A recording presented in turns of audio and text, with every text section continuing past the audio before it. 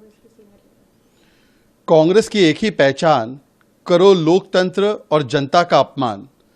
चुनाव अगर हारते हैं तो ईवीएम पर दोष, इलेक्शन कमीशन पर दोष, संवैधानिक संस्थाओं पर दोष, क्योंकि राहुल गांधी को बचाना है, और अब जनता के विवेक पर ही सवाल खड़े कर देना।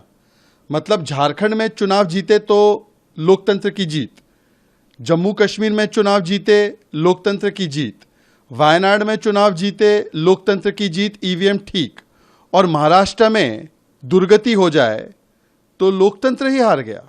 मतलब जनता के विवेक पर सवाल खड़ा करना, ये तो वही पार्टी है ना जिसने जनता को राक्षस भी बोला था। ये वही पार्टी है जो बार बार जनता का, संवैधानिक पदों का और संवैधानिक संस्थाओं का अपमान करती है। कांग्रेस पार्टी परिवार तंत्र को लोकतंत्र के ऊपर रखती है, और इसीलिए जब परिवार तंत्र हारता है तो उसे लोकतंत्र की हार नजर आती है। इंडिया इज इंदिरा वाली मानसिकता से ग्रसित है। टीएमसी के नेता हैं कुणाल घोष, उन्होंने भी कांग्रेस को लेकर स्टेटमेंट दिया है कि भाजपा से लड़ाई में वो असमर्थ है और अब वो टुकड़े टुकड़े मोड़ पर आ गए हैं। देखिए, इंडी अलायंस तो हमेशा टुकड़े टुकड़े मोड़ पर ही रहा है, क्योंकि इनका कोई मिशन या विजन नहीं। ये केवल अपना अपना एम्बिशन, अपना अपना डिवीजन और कंफ्यूजन लेकर बैठे रहते हैं।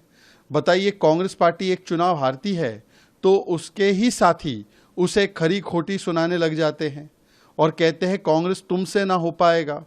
महाराष्ट्र में वही हकीकत है, कांग्रेस से नहीं हो पाया।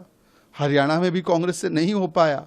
कांग्रेस एक परजीवी पार्टी बन चुकी है, वो एक बोझ है, वो पॉलिटिकल क्रिप्टोनाइट है। जो कांग्रेस को टच करता है वो भस्म हो जाता है। और इसीलिए जम्मू कश्मीर में भी कांग्रेस पार्टी एक प्रकार से सबसे बड़ी बोझ की तरह थी, झारखंड में भी कांग्रेस बोझ की तरह थी, महाराष्ट्र में भी बोझ की तरह थी, और हरियाणा में तो खुद कांग्रेस पार्टी सामना नहीं कर पाई। इसीलिए अब तो भाजपा छोड़िए, कांग्रेस के ही साथी आम आदमी पार्टी हो, टीएमसी हो, वही कांग्रेस को ताना कसते हैं, कोसते हैं और कहते हैं कि तुमसे नहीं हो पाएगा, तुम परजीवी पार्टी हो।